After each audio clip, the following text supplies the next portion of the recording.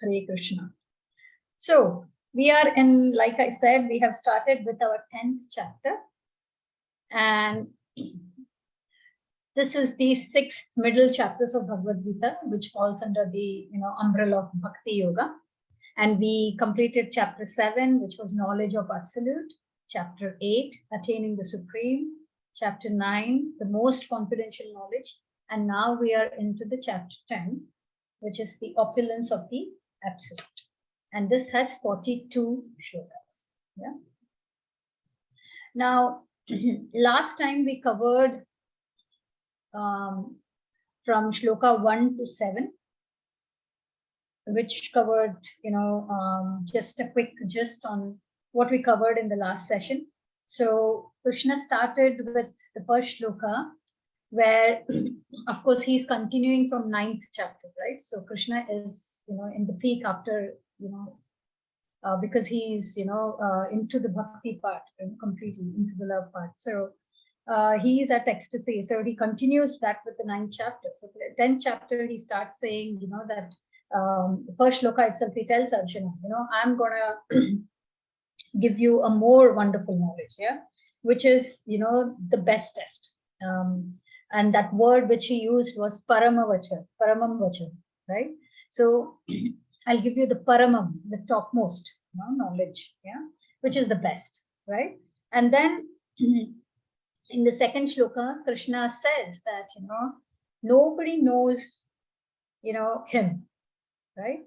The great sages, demigods, nobody knows him in full. So Krishna says that to Arjuna. And then the third verse, and we saw how, demigods, the great sages, everybody gets bewildered. We spoke about the example of Brahma, Indra, right? They get bewildered. So nobody knows Krishna completely, right? And we gave the example of a father and son, right? A son can know father to a certain extent, but the son cannot know everything about the father. Right? So followed by that verse, Krishna then says that, but one who knows Krishna, one who knows that Krishna is unborn, he has no beginning, he's beginningless, that will free one from all the sins, right? So if we try to understand Krishna's tattva, right, then we will be free from all the sins. And then he says that, we are talking about his opulence, right? Krishna is talking about his opulence. So then Krishna says that, that he is the origin of all the qualities. And we read all the qualities which Krishna listed, right? And he's also, then he says that he is not only origin of all qualities, but he is origin of all the great personalities, right? Great sages, So in the end, the 7th shloka was pretty, clear after we hear all the opulences here of Krishna so far. The one who accepts Krishna's powers, Krishna's opulence, once we accept that, it leads for us to surrender. And we took the example of a famous personality, anybody, just knowing the personality from, the nutshell, versus knowing the personality in detail. Once we know more and more, our respect, our love grows, right? And that leads to surrender, right? So that is where we concluded, with the 7th shloka. Today we will be covering shloka 8 to 18. Oops. That is the second and the third section of this chapter. Now the second section, like I said last time, it's really the most nectarian verses, you can say, one of the most nectarian verses of Bhagavad Gita, because it is called as Chaturshloki Bhagavad Gita. So 8, 9, 10, 11, these are 4 verses, and these are nothing but Chaturshloki, Bhagavad Gita. So with that, we'll start getting into verse 8 to 11, which talks about pure bhakti, which is for the essence of the whole Bhagavad Gita. And this was the verse which we had given for recitation. So maybe I'll start with Jyoti Mataji. Can you read this verse? Hare Krishna. Yes, Mataji. Aha sarvasya prabho matah sarvam pravartate iti matva bhajante mama buddha bhava sam bhavita sammana vita. I am the source of all spiritual and material worlds. Everything emanates from me. And the wise who perfectly know this engage in my devotional service and worship me with all their hearts. Bhagavad Gita 10.8. Hare Krishna. Thank you. So this is a beautiful verse. I think it is pretty much self-explanatory as well. So now when we are talking about essence of Bhagavad, so we have to know what all we are studying. So far, and also in further chapters.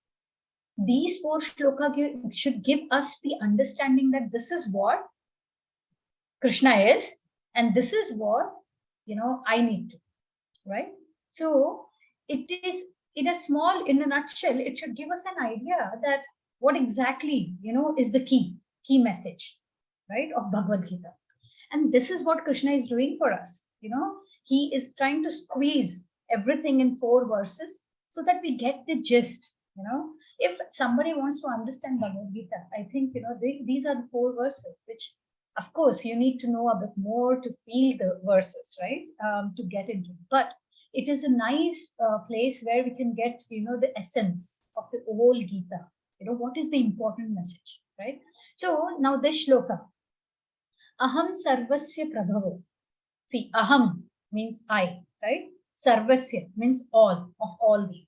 Prabhavo means, the source, of that generation, right? So we see that aham sarvasya prabhavo. So Krishna is saying that he is the source of everything, right? He's source of all.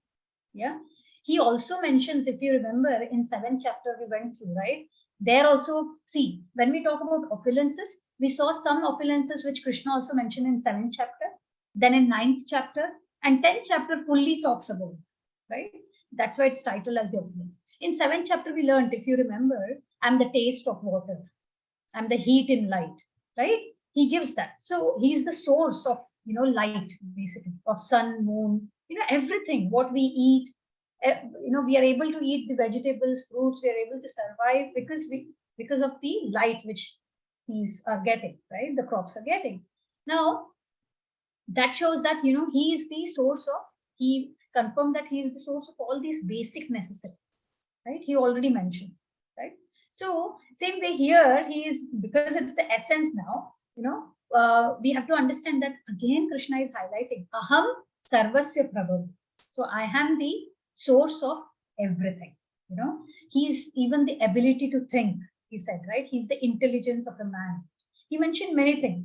And in 15th chapter of Bhagavad Gita, we will also see further, again, bits and pieces here and there. Krishna again mentions, that he is in fact also the digestive fire, which helps us to digest the food, right? From science, we understand that in our, digestive system, there's a fire which makes the, food digest so that it can digest in our body. So Krishna in 15th chapter also mentions that in fact, he is the digestive fire, yeah, which helps us to digest that food also. So that shows that he is the source of everything, because of that, yeah. So and in 10th chapter also, he mentioned that he's the source of all the qualities also, right? Last class we learned. He's the source of all qualities. He's the source of all great sages, demigods, everything, right? So it makes sense completely by now. I think we have gone through many places where Krishna is the source of everything, right? Second line, mataha sarvam pravartate. Mataha, So pravartate means radiates, emanates, right? Everything emanates from me. Sarvam means everything. So everything emanates from me. In a sense that it's everything is coming off him, right? Now from the first line and the second line, see, one thing is addition here. That is, pravartate means everything is emanating and also everything is maintained by Krishna. He is also the maintainer. right? And we learn that, right, from the Guna Avataras also, Brahma, Vishnu, Mahesh. Who is the creator? Right, Brahmaji. And who is the, annihilator or the destroyer? Right, Shivaji. And who is the maintainer? Vishnu, right? So, right. Thank you, Mama Papanji. So, in that sense, everything is emanating from him. At the same time, he is the maintainer of everything. Yeah. So then the third line, iti matva bhajante ma. Iti matva. Knowing this, right? Bhajante ma. Bhajante, again the same word, right? In 6.47 verse, which was yoginamapi sarvesham madgatenantaratmana shraddhavan bhajate yo mam tame yukto tamo mataha. So shraddhavan bhajate, bhajate came in there, and we learned it in detail there, that bhajate means Prabhupada explicitly mentions and explains in the purport. Bhajate is wholeheartedly performing the devotional service. It's just not devotion, it's devotional service. Okay, we have to serve Krishna, to please Krishna, because our ultimate aim is to please Krishna. Right? So, iti matva bhajante mam. Knowing this, the person who performs wholeheartedly devotional service. Yeah. Buddha bhava samanvita. Buddha.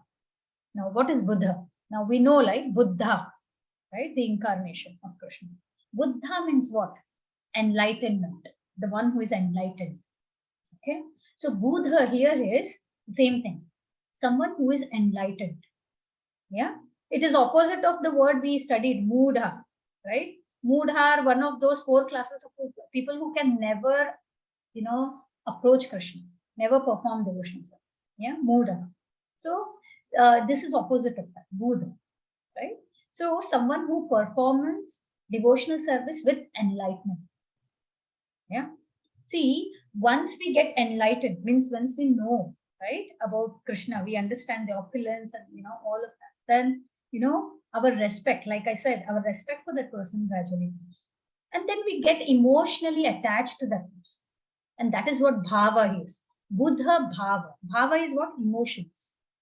Right? So we get emotionally attached to that. And then samanvita. Bhava samanvita means with great determination or attention. Right? So what is Krishna saying is, once somebody understands this, that I'm source of everything, I'm maintainer of everything. Yeah. And then they perform devotional service with that enlightenment. They will be emotionally connected to me, and they will be highly determined to perform the devotional service. That's what he's saying, right? So how can now something comes in our mind, that how can we become enlightened, right? How can we become that Buddha, right? Now, see, it is very important, and you might have already started experiencing it. We are in our journey to 10th chapter, right? So, only by hearing, by doing our sadhana, basically, and mainly hearing, right? Whether hearing through, some lectures, Krishna Katha, or hearing while you are chanting, the Shravanam is the main, we have learned, right? Tat Shrunu, Krishna said that, right? So hearing, right? Hearing from bona fide sources. When we hear from the right sources, from authorized sources, we understand why, the overall greatness of Krishna. It's not about just knowing Krishna is great. No. We understand how great he is, the overall greatness of Krishna, which then leads us to develop that knowledge, right? That enlightenment, that knowledge, through knowledge, that enlightenment, that Krishna is the absolute truth. And once we are connected emotionally, that's what Krishna has been asking, love, right? With emotions.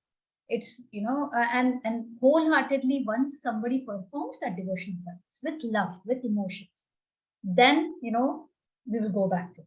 That's what he confirmed before us, right? So overall, the knowledge of Krishna's position makes person enlightened. And these chapters give us that knowledge of what is Krishna's position, how he is supreme. Just learning he is the supreme personality of Godhead. No, how he is supreme. That is what these chapters give us, you know. And then we get attracted to be emotionally connected with Krishna, right? So Buddha is what? Enlightenment, which is our head, our brain. Bhava is what? Emotions. And that is through heart. So both our brain and heart, both will get transformed. Okay. And that is the key thing, right? So Prabhupada, in the purport of these 4 shlokas, he has given many references, because there are still class of people who keep challenging. No, Krishna is not, the personal form is not the supreme, right? We also learned there are class of people who are impersonalist also, right? Who think Krishna is just nothing but a person with some extraordinary power than us. Now let's quickly go through some of the references which Prabhupada has in the purport. Yeah. Now this is the famous shloka. We have gone through this many times from Brahma Samhita, right? With Brahmaji's prayers to Krishna, right? Ishwaraha Paramaha Krishna Satchitananda Vigraha Anadir Adir Govindaha Sarva Karana Karan. So Brahmaji clearly states here, Sarva Karana Karana. Sarva means all, Karana is cause. He is the cause of all causes. Krishna, right? So Krishna, who is known as Govinda, is the supreme Godhead. He has an eternal, blissful spiritual body. He is the origin of all. He has no other origin, and he is the prime cause of all causes, right? Sarva Karana Karana, cause of all causes. Yeah. So this is one of our scriptures where it is mentioned. Then we come to Rudra Gita, which is from Shivji, and this is from Bhagavatam. So, Kavya Mataji, will you be able to read it?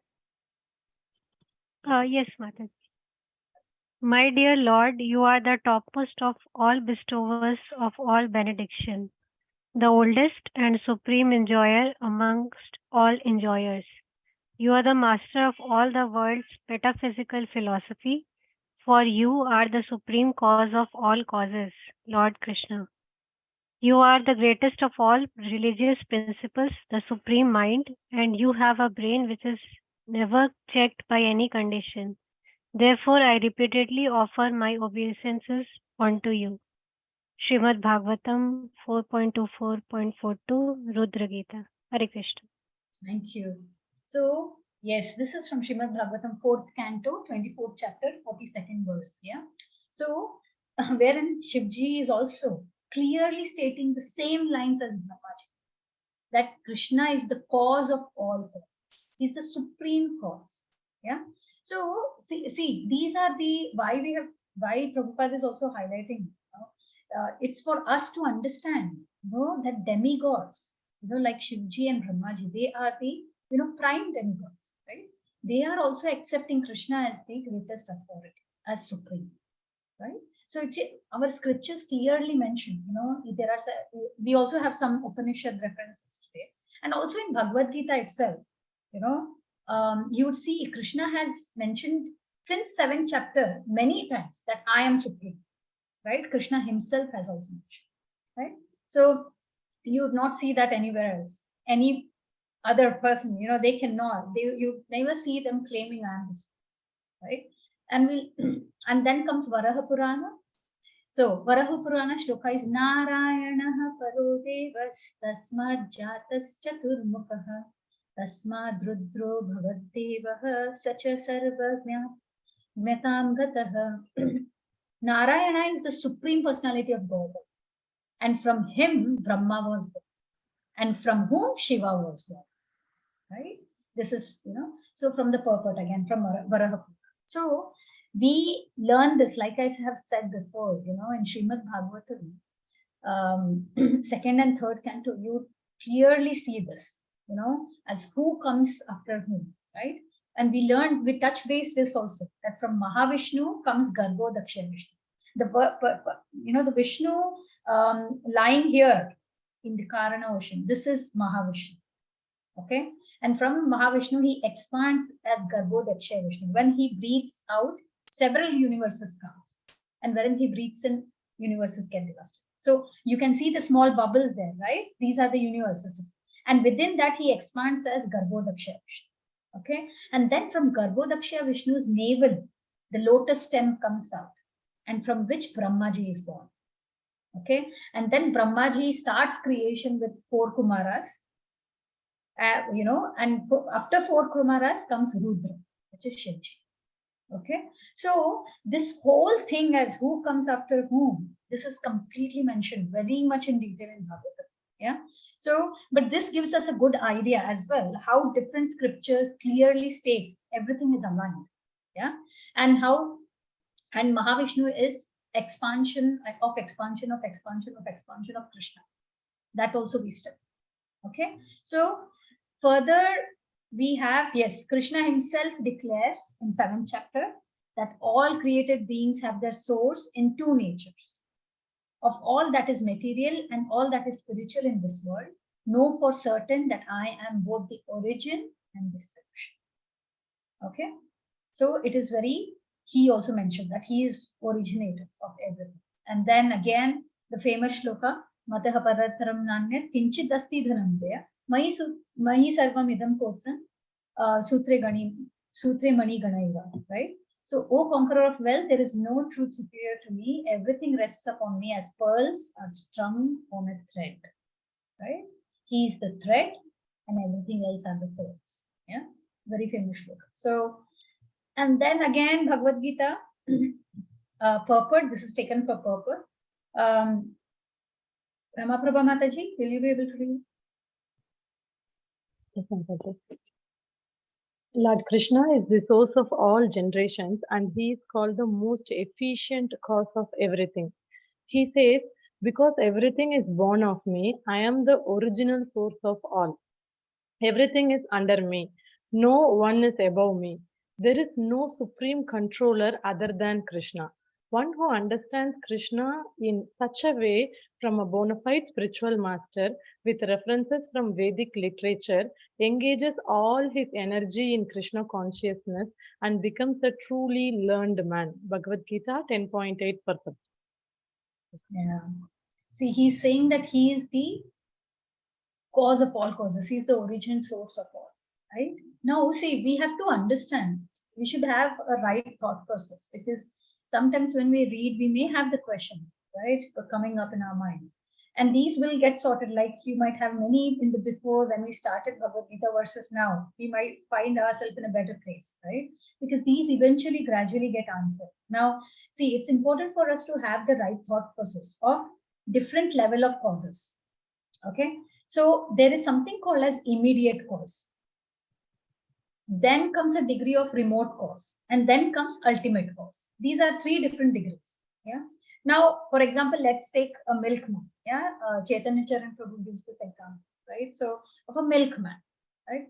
Now, immediate cause of getting milk for us is the dairy supplier, right? That's the first one. Then comes remote cause. What is the remote cause? The remote cows are the cows, right? Who are giving that milk. Right? Now, what is the ultimate cause? It is Govinda. Go means cows, lover of cows, right? It is Krishna. Now, how Krishna? See, cows can produce milk when, they feed themselves with grass, fresh grass. How do we get grass? From the rain, right? And who gives the rain? Sun. Because of sun, we get rain, right? And who is the source of the sun? We learned that also, right? In the prior shlokas, it's Krishna. So that is the ultimate cause. So there are different levels we have to understand, right? When we are saying Krishna is the source, right? We are talking about the root, right? The source. Yeah. Your immediate source, what you are saying might not be Krishna. But we need to have, as devotees, we have to be in a place where we can see and relate everything is God by Krishna. And then we will develop that emotion, right? So we cannot see God. but we have to feel him through our emotions. We cannot see. It's just like air. Can we see air? No, we can feel it, right? So it's the same experience. Right? So we have to understand, see, this body is matter completely. It's made up of 5 elements. We learned that, right? Of gross and subtle, right? Together. So now we know that it's, when we saw the example, when the soul moves out, say somebody meets an accident, it's the same body, or somebody has a heart attack, it's the same body, no damage, but there is something missing, that is the soul, right? So when this, because of that spiritual entity, we are able to smell, taste, touch, all these, we are able to make this whole matter, which body is made up of this matter, the matter functional, right? So soul is the one which is making our body work, right? Now, if soul is the one, then is soul the controller? No, we are not the ultimate controllers. Like we spoke last time, right? We cannot even control anything. We can control, but very limited. It's not that we are the ultimate control. Okay, and it's Krishna who is empowering everything which can be, right? We can, and in one of the Upanishads, I think I was hearing one of the lectures, Kena Upanishad, which is one of our Upanishad scriptures. It is called as Kena Upanishad. I think Radhesham Prabhu, yes. Kena Upanishad, there is a story, of demigods, they becoming proud. Now, demigod, there was a fight between demigod and demons, and Krishna helped the demigod won. Yeah. Now demigods, because they defeated the demons, they started feeling proud about themselves, that it was only because of them. They started saying everywhere, it's only because of us that we got won the battle with the demons. Now Krishna came in the form of Yaksha, and what he did was he just put a grass in front of the demigods, and he challenged them that when they are saying that they fought the demons and they were the cause of everything. So, why don't they just, blow the grass, yeah? Now, the demigods tried, they were overconfident. They thought initially it's so easy task, this is nothing. So they came in, and one by one, everyone started coming, and they tried their best to move the grass, but they weren't able to move the grass. Blow is far, they couldn't even lift the grass. So at the end, that's why we say not even a blade of grass moves without supreme will. That's the reason. That's one of the things what we say, right? So it's Krishna who is empowering, even as simple as the grass. The grass is empowered by Krishna, right? It's not that the grass gets the strength on its own. No, the grass is so light, it is getting empowered by Krishna. So Krishna can empower anybody, as small as as light as a grass, right? So with that, we have to understand that he is the original source of everything, cause of all causes, and he is the supreme controller. It's not us. Yeah. So with that, we move to the second shloka of Chatushloki Bhagavad Gita, which is 10.9, right? So the shloka goes as Matchitta Madgata Prana Bodhayantas Parasparam Katayantascha Magnityam Tushanti Cha Ramanti Cha. Yeah. So very beautiful shloka again. These 4 shlokas are very nice. I would request you all to go through the purports also, because it gives you the essence, like we said before, right? So the translation is, the thoughts of my pure devotees dwell in me. Their lives are fully devoted to my service, and they derive great satisfaction and bliss from always enlightening one another and conversing with it. Okay, so this is the 10.9 shloka. Now, what is Krishna saying? Mat chitta. Chitta refers to mind, right? Mat chitta means mind devoted to me. Yeah. Mat gata prana. Right? Prana is life air. We know that. Yeah. Mat gata prana. So life air also devoted to me. Bodhayanta parasparam. Bodhayanta means speaking about me, or say preaching about me, discussing about me. Yeah. Parasparam. Parasparam means between ourselves, what we are doing right now. Bodhayantas parasparam. Yeah. Kathayantascha. Again, Kathayantascha, talking about Krishna. Krishna Katha. Right? Mam Nityam. Nityam is always about Krishna, talking about me always. Tushyanti, Tushyanti is they are satisfied, satisfaction. Cha Ramanti cha. Ramanti is Raman, the word only.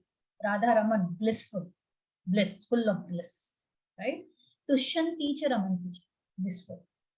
See, Matchitta. Now let's go word by word. Matchitta is dwelling in our mind, consciousness, having our consciousness, the thoughts for Krishna. That's our home, eternal home, right? Being with Krishna. See, whenever we go out for a travel, right? Whether it is even a short travel, we have to stay out of our house for a couple of days. When we come back to our home, how do we feel? We feel that contentment. Oh, finally I am, coming back to my home, right? Our shelter, right? We feel that happiness. So similarly, pure devotees, it's not that they leave everything and they said no, they do their prescribed duties. They are involved in their duties. They may go here and there and they may do their daily duties. But as soon as they have even a spare time, they that even minute, their thoughts come back to Krishna. They start thinking about Krishna. They start chanting in between. They start thinking about a pastime of Krishna. They start reading something. So their thoughts go back to Krishna. That is pure devotees, right? It's like they feel they are back home. That gives them relaxation, contentment, happiness, the way we feel when we are back home, right?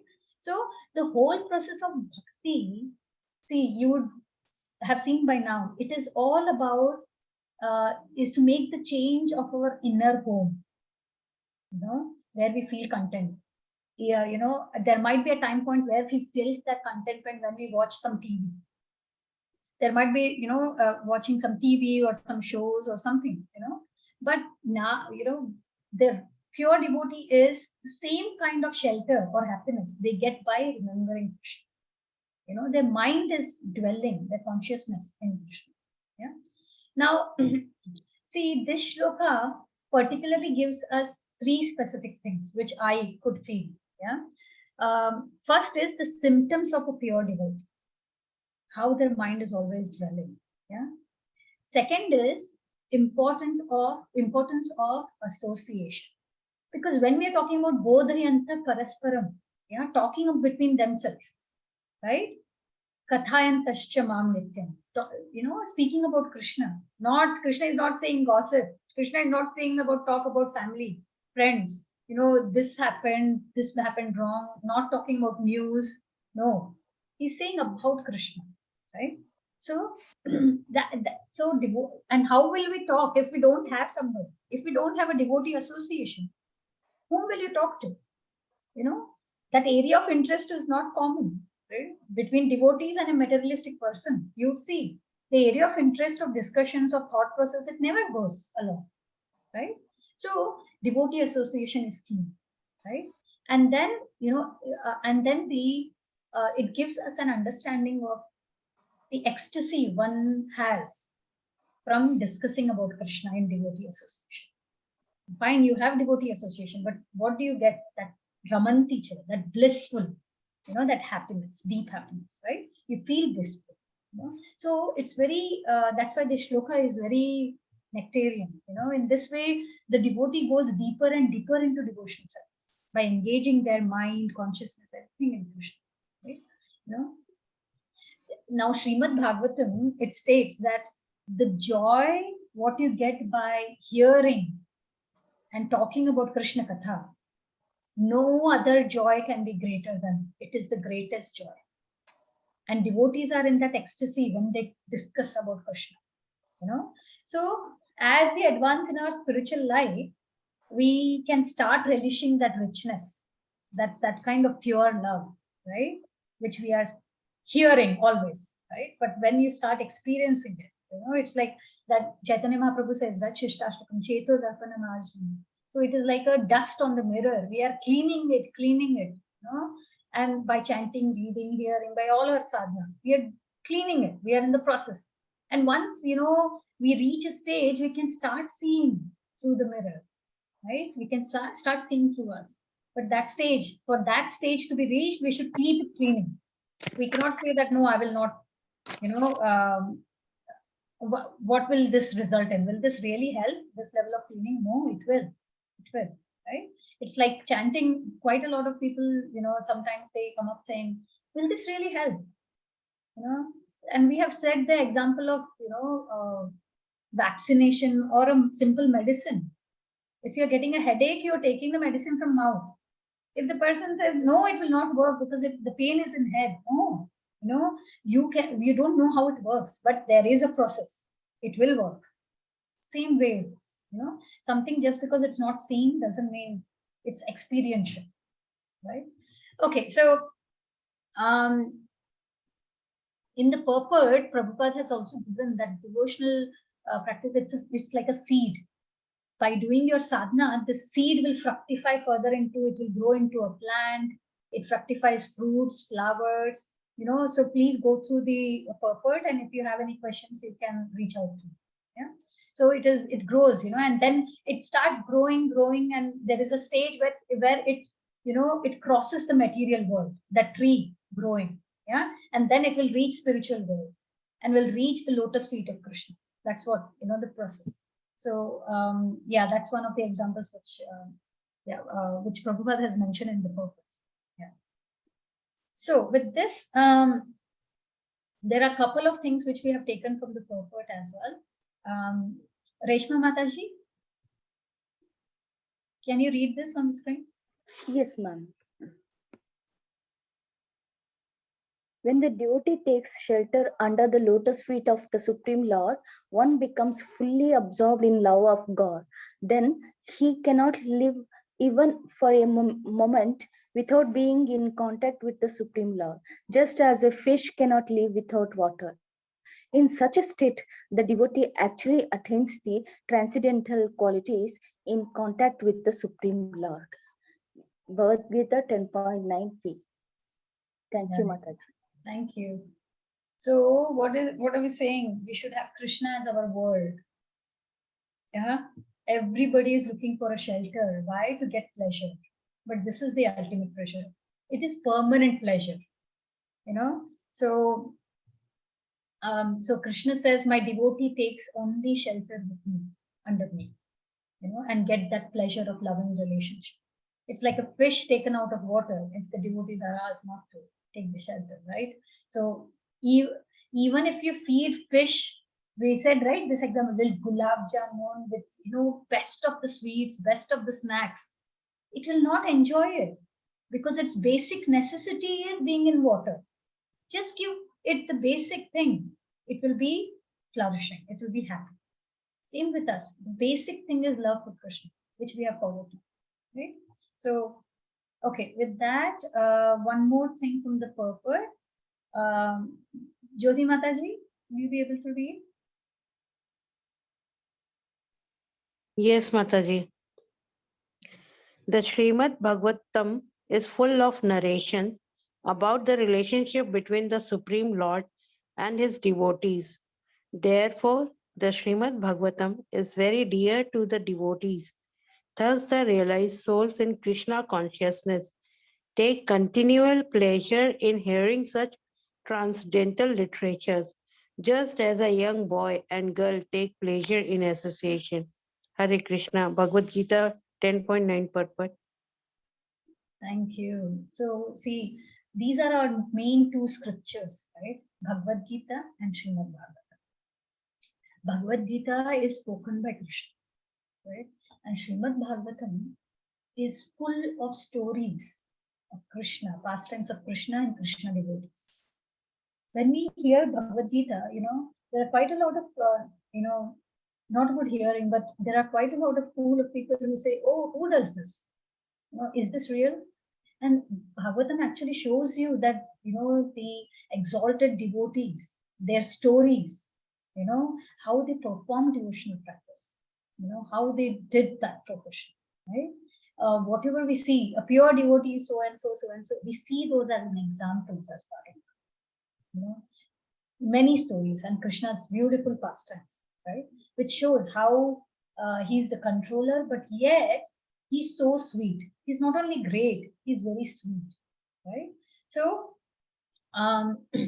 so once we get that relishing taste, param drishtva nivartate, second chapter, right?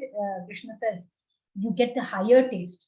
And then the material taste, like something like a girl and boy association, all of that, that comes down because you get a higher taste, right? So with that, we come to the third shloka of Chatushloki Bhagavatam, which is again, it's like Tesham Satata Yuktanam Bhajatam Priti Purvakam Dadami Buddhi Yogantam Yena Mam Upayanti Te. To those who are constantly devoted to serving me with love, I give the understanding by which they can come to. Tesham, again, Satata Yuktan. Yukta is being engaged in devotional service. And Satata Yukta, always engaged in my devotion. Bhajatam, again coming. And how Bhajatam? How performing devotional service, just not for the sake of it. Oh, this devotee has given me that responsibility, I'll do it. I have to just do. No. Preeti Purvakam. Krishna is highlighting with preeti, with love, right? And if we perform that with love, what does Krishna do? Dadami buddhi yogantam. Krishna states that he will give the buddhi, he will give the knowledge. That knowledge by which yena mam upayanti, they can come back to me, right? So we don't need to worry whether we have the right qualification, double degree, master degree, or PhD, or 10 degrees in our CV. No, that's not what Krishna is saying. All he's asking is love. Just imagine a supreme person of not only this world, but everything, right? It's now clear for all of us that how supreme he is, right? How great he is. And he keeps on asking us, all he needs is love. It's like Krishna is, again and again asking us that, all I need from you is not your intelligence, not your this thing, that love, a component of love. Yeah. So it's so basic, but we miss that basic thing, right? That's the thing. So, so intelligent being deficient, it's not important. It does not matter. And we saw that Brahman story, right? We always, when we correlate the stories, it makes more sense to us. Where Chaitanya Mahaprabhu saw him and he was seeing the picture of Bhagavad Gita, Krishna being charioted, right? So was he qualified? Was he, educated? No, right? So Krishna gives that. Once we only start showing that love component in our devotional service, Krishna gives that, right? Yeah, to come back, to go back to. Right? Now, so basically, Krishna states that if a devotee engages in devotional service, he will give them knowledge and whatever is required, which will make them go back to Krishna, to the ultimate goal, right? So in these three verses, we see, again, the first Aham Sarvasya Prabhavo, he's showing that I am the source, right? And then second shloka also, right? He mat chitta mat kata prana, right? So he's saying that my devotees talk, they are busy always remembering me, talking about me, yeah, and that will itself make them, to come back to me, right? And now he says that in this way they are continuously engaged in one or the other way, in devotional service. And when they are continuously engaged in devotional service, all I do is I will give them the book to understand, So there might be sometimes when I used to face this, that I tried to read some shlokas, in my early stage of my spiritual life, and it did not really digest. It did not sink in, and I used to think, is this possible? And several speculations in mind. And then there was a time period slowly where I felt I would never understand this. This is so complex. And then there came, a time point when I felt that, oh yes, I can understand at least little bit, right? And remember, in parallel to all these stages of mind, the chanting, reading, and hearing was going on. The sadhana was going, right? So then came a stage where I felt that, okay, now I think I understand this. Okay. And then when I revisit that, I felt that actually first time I didn't understand anything only. It's actually now that I've understood. So our knowledge deepens. And how are we able to understand the same thing when we were not able to? It's us, it's the same body, same brain, everything, right?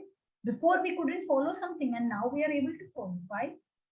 Because that knowledge is being awakened in us, right? Krishna is giving that buddhi to us when he's seeing us putting our sadhana, right? So that's why sadhana is very important. It acts like that medicine which makes us understand and get things clear in our mind. Okay. So with this, we go to the fourth verse, which is of the Chatushloki Bhagavatam. Chatushloki Bhagavad Gita, which is how merciful. Yeah, Krishna is. Krishna's mercy. Krishna mercifully destroys ignorance. Now, Tesham evanukampatham aham ajnanajam tamaha nashayami atma bhavastu jnanadipena bhasvata.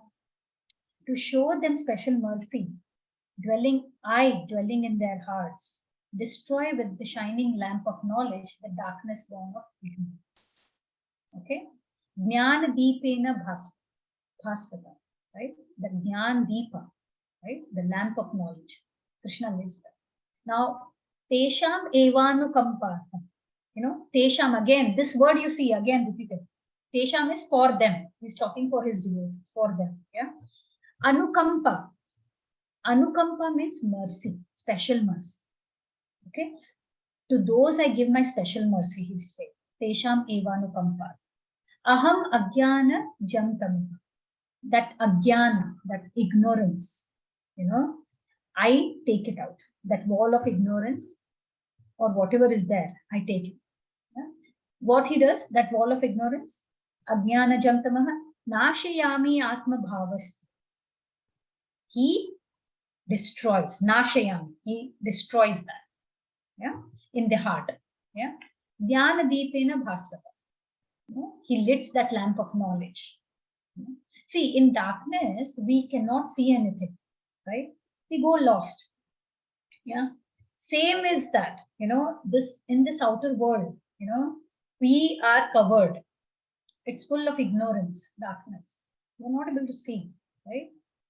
So we are covered and not able to see that reality, right? So what is the ultimate good for us or what is bad for us? This devotee, what Krishna is saying is a devotee has to simply do this. Simply do the devotional service. And then Krishna takes care of the rest. He takes the responsibility to clear that darkness, because he says, I'm dwelling in them. He's inside us, right? As Suprasad. So he's seeing the attempts, right? So Krishna helps to make our world much brighter and brighter. It makes it bright and bright, both. Yeah. And once the light is lit, we understand our real position. That we are the servants of the servants of the servants of Krishna. And we start going towards Krishna, which will let us go far. We are going towards Krishna, which makes us go farther from the material stuff, right? So Krishna again and again, he's saying here not to worry. Don't think anything. Just do the devotional service with love. Just offer love and he will take care of the rest. And that's why we say, do your best, leave the rest to Krishna, right? That's why all these captions which we'll read, there is a huge message under it. There's a rationale behind it, right? So that's why, all we need to do is continue doing our best in our devotional service. So with that, just couple of slides on the purport, some messages from purport. Kavya Mataji, can you read this? Yes, Mataji. Those who are engaged in pure devotional service, even though they be without sufficient education and even without sufficient knowledge of the Vedic principles, are still helped by the Supreme God, as stated in this verse. Only by devotional service is the Supreme Truth, Krishna, pleased, and by his inconceivable energy, he can reveal himself to the heart of the pure devotee.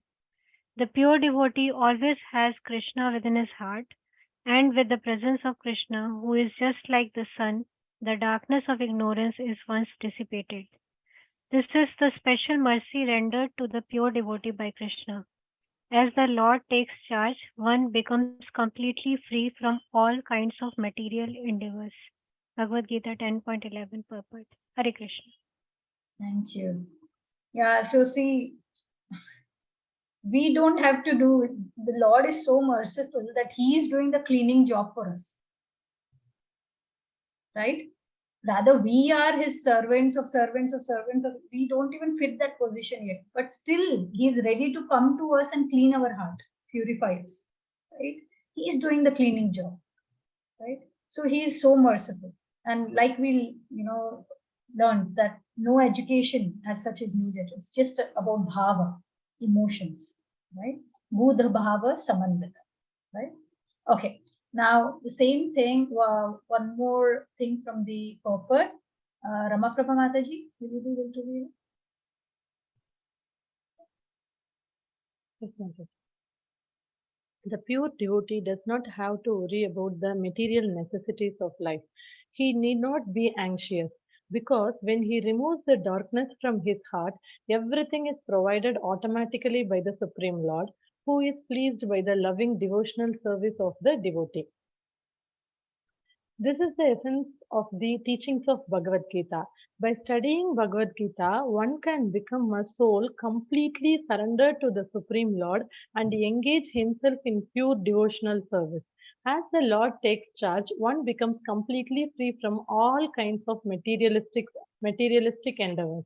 Bhagavad Gita 10.11 purpose. Thank you. Yeah. So can we think of any one person in our life who must be keep on doing and providing us all the basic things without us doing much? No. Selfless, right? Krishna gives us so much, and so far in our life we didn't realize it. And we are so much in ignorance that we are trying to do our sadhana.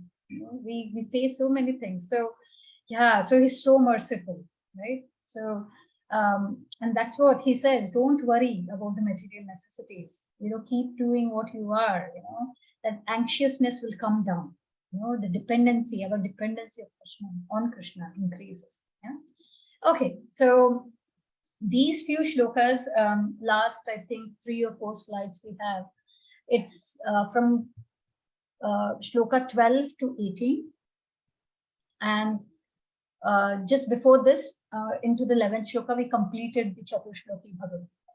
Yeah. Now, after hearing all this, yeah, Arjuna speaks, and he, he kind of accepts. Yeah. He is so lucky, isn't it? Every time I think Arjuna is so lucky, but it's not about that. It's more of he was such a pure devotee, right? So Krishna's supremacy confirmed by authorities. Yeah. So Arjuna Uvacha, Param Brahma, Param Dhama, Pavitram, Paramam Bhavan, Purusham Shashvatam Divyam, Adi Devam Ajan Vidhum, Ahustvam ऋषयः सर्वे देवर्षिर्नारदस्तथा असito devalo vyasah swayam chaiva bravishime. So Arjuna is now saying, you are the supreme personality of Godhead, the ultimate abode, the purest, the absolute truth. You are eternal, transcendental, original person, the unborn, the greatest. All the great sages such as Narada, Asita, Devala, and Vyasa confirm this truth about you. And now you yourself are declaring this truth. Right? So Arjuna is now acknowledging. He is saying, you are Param Brahma. right? Param Brahma. So what is Parabrahma? You are the, see, we say that, quite a lot of times, I think we have mentioned that there are different ways living entities are addressed. Like we are Brahman. We will see further in chapters. I think it's 13th chapter where living entity is also referred as Brahman. Now Krishna is, if we are Brahman, Krishna is Parabrahma, right? Supreme. If we are Atma, then Krishna is Paramatma, right? So he's supreme. So he's, he's the supreme personality of Godhead. That's what Arjuna is saying. Yeah. So Param Dhama, yeah, the topmost supreme abode. Krishna has mentioned this in prior verses that you will come back to my abode. And he also mentioned, right, that those who worship demigods go to demigod planet. But those who worship me will come back to me, which is the supreme abode, right? So he's the supreme abode. Pavitram, see, it's very pure, right? He's the purest, right? See, it's when we do, chanting or sadhana, it's purifying us. Just the name of Krishna, right? It purifies us. It has that power. And if we come across, it's so, it spreads, because when we come across or we meet a pure devotee, that purity, it spreads. We get that essence, right? So it's the purest, Krishna, because it is so powerful. The name, the form, the pastimes, hearing about Krishna, meeting the pure devotees, everything that gives, that purifies us, right? It's the purest. And Purusham Shashwatam Divyam. What is that? Purusham. He is the supreme person. He's a Purusha again. Impersonally say that, God does not have a personal form. No, it's a light, right? No. So there are several places in Bhagavad Gita where Krishna says again and again, Mam, Mat, right? So there is a personal form. So Purusha, he's a, supreme person, right? The original person, right? And Shashwatam Divyam. Shashwatam means eternal, right? Divyam is transcendent, right? So he is eternal and transcendent. Adi Devam Ajam Devam. Adi Deva means it is the first. He is the god of all demigods. Adi Deva, the first. So Ajam Vibhum, yeah. So and then Arjuna then highlights the sages, right? Like Devarshi Narada, Asita, Devala, Vyasa, all. He says that they have already confirmed this. And today, I am so fortunate that you yourself, I'm hearing that from you. You are declaring that, right? So Arjuna is, kind of confirming that, I heard that from authorities. And that's the way, every time there you will see there is a reference. Nobody should just speak something just based on our understanding or, like a speculation. It should not be assumption. Sorry, yeah, it's not understanding. It should not be assumption. It should be reference. You will see in Prabhupada's purport, when he mentions something, there is always a reference. This scripture states so and so. That's why we say it should come from parampara, right? It should come from authorized sources, and Krishna says in 4th chapter, it should, evam parampara prapta. We can only get the supreme knowledge from the right authority, right parampara, right? So with that, we'll move to the 14th verse. Right. No one knows you. Now Arjuna is also saying that, oh Krishna, I totally accept as truth all that you have told me. Neither the demigods nor demons, oh Lord, can understand your personality. Right. Now Arjuna confirms here that person who are faithless, who are demonic, they cannot understand Krishna. And not only that, because Krishna is supreme, nobody knows him fully. Is not even known by demigods like this. So what to speak of, PhDs or several degrees person of this material world? Demigods are much more higher than the material world thing. So by this grace of Supreme Lord, Krishna, Arjuna has understood that the supreme truth is Krishna. He is the perfect one. So we should also learn from this verses. We should learn that we should try to be like Arjuna. We should follow the footsteps of Arjuna, the path of Arjuna. How he surrendered in the 2nd chapter. immediately to Krishna. And how anything told by Krishna, how he's taken it, it's the truth. There is no speculative word, right? Yeah. So with that, we'll move to the next shloka, 15. Only you know yourself. Now, Arjuna glorified Krishna, that I agree you are the supreme truth. Then he said, nobody knows you. Now he's saying only you know yours, right? So, Swayam eva mana atmanam pettatvam purushottamaha bhuta bhavana bhutesha deva deva jagatpate. Indeed, you alone know yourself by your own internal potency. O Supreme Person, origin of all, Lord of all beings, God of gods, Lord of the universe. So look at the glorification, what Arjuna is doing after hearing everything, right? So see, that Supreme Lord, that is Krishna, he's called as here. Sometimes, the impersonalists accept Krishna as Bhagavan, yeah, or they accept the authority. Yet many, liberated person cannot understand that Krishna is Purushottam. Purushottam is Purush Uttam, supreme person, right? If you split Purushottam, yeah, how is it? Purusha Uttam, right? So he's the supreme person, Therefore, Arjuna is addressing him here in second line. Tvam Purushottam, right? You are the supreme person, yeah. See, and yet there will be some class of people who will understand that Krishna might be supreme person, but they may not understand that Krishna is the father of all living entities. That's why this word Bhuta Bhavana, right? Bhuta means entities, right? So it says that Arjuna is addressing him that you are the father of all living entities. Okay. And even if you know this, there might be class of people who don't agree that Krishna is supreme controller. That's why Arjuna is using the word Bhutesh. You are the supreme controller. Yeah. Therefore, he's addressed as that term, Bhutesh, in third line. Okay. So, and even if, Krishna, if one knows that Krishna is supreme controller of all living entities, still may they not know that he is origin of all the demigods also. And that's why he's saying Deva Deva Jagat Pate, right? He's the worshipful God of all demigods. Yeah. And he's the supreme proprietor. Jagatpati means the proprietor, the controller, the owner, yeah, the proprietor. So he is the Jagatpati, right? Thus the truth about Krishna is established in this verse as what is Arjuna realizing, right?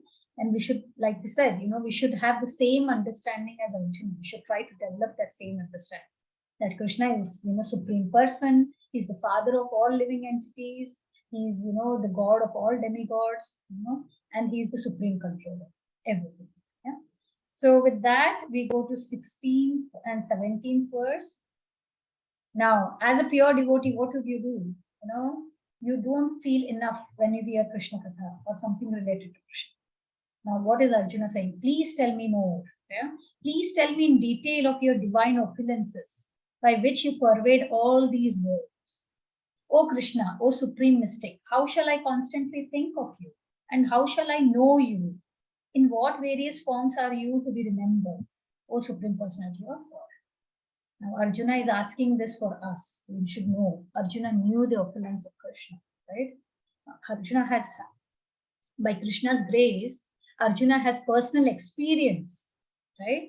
Intelligence and knowledge, and whatever else a person may have, Arjuna has that to know Krishna as to be God, personality of God. For Arjuna, actually, he has no doubt. Why is he asking Krishna? For us, yeah, because so how he exists, how should we see him everywhere, how should we remember him everywhere, that's what is Arjuna. And we should notice that when Bhagavad Gita started, Arjuna was with Krishna in a friend, as a sakha, right? But after second chapter, we'll see how Arjuna, surrendered himself as a disciple, right? And these are all serious conversation happening between a spiritual master and a disciple. Right? So Arjuna is asking Krishna how he exists in all pervading aspect, in different energies. One should know this. One should know that this is being asked by Arjuna on behalf of us. That's the key thing. Yeah. Now, see, common men, including the demons, they cannot know Krishna. We know that, because they are covered by Yogamaya, right?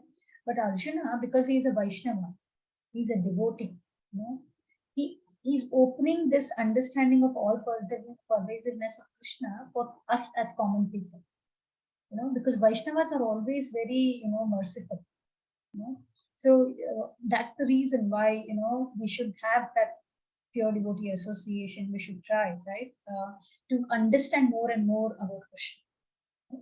Okay, so this will be our last verse for today. No satiation in hearing about Krishna, right? Now, would anybody, I'll open the floor. Would anybody like to read the shloka? Give it a try. Mataji, I can. Sure. Yeah. विस्तरलेला तमन्नो yoga विभूति च जनार्दन भूया कथया तृप्तिर्ह्य श्रृण्वतो नास्ति म्यमृतमम्. O Janardana, again please describe in detail the mystic power of your opulences. I am never satiated in hearing about you. For the more I hear, the more I want to taste the nectar of your words. Bhagavad Gita 10.18. Hare Krishna. Thank you. See, this is a sign of a pure devotee. No non-stop, all they want to hear is about Krishna, and it is like they want to keep on hearing. It's like bodhayantas parasparam, kathayantas chamam nityam. They are literally like that. Always, eternally they discuss. They want to hear about Krishna, right? Same, Bhagavatam. In Bhagavatam also, there is a similar statement which is done. Bhagavatam starts the first canto with Sutta Goswami. He is requested by the Naimisaranya sages, headed by Shaunaka Rishi. And then, a similar statement was made by Sutta Goswami, to Sutta Goswami by the sages in Naimisaranya, that that one can never be satiated, even though one continuously hears the pastimes of Krishna, glorified in excellent prayers. So those who have entered this kind of relationship with Krishna, they will relish these descriptions at every step. Yeah. So that's what is Arjuna saying, because he's feeling the same. And this is taken from the purport. So one can never be, this is the same thing from Bhagavatam, like I said, in the first canto. One can never be satiated even though one continuously hears the transcendental pastime of Krishna, who is glorified by excellent prayers. Those who have entered into a transcendental relationship with Krishna relish at every step the descriptions of pastime of the Lord. Yeah. So it's on and on and on, right? So with that, we conclude today's session.